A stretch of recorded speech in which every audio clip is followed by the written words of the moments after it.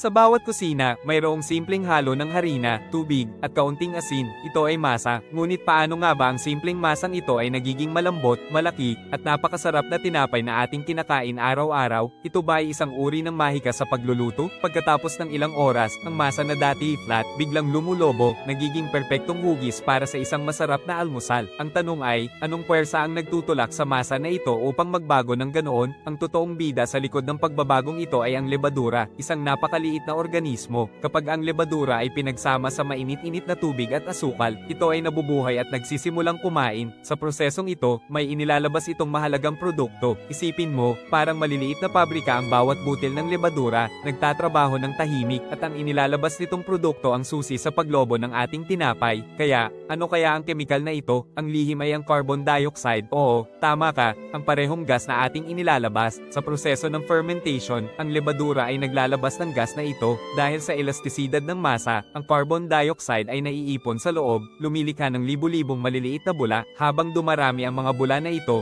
unti-unting lumulobo ang masa. Kapag niluto, ang mga bulang ito ang nagbibigay sa tinapay ng malambot at malambot na tekstura. Ito ang kemikal na mahika sa kusina, nagpapaliwanag kung bakit bawat hiwa ng tinapay ay malambot at masarap.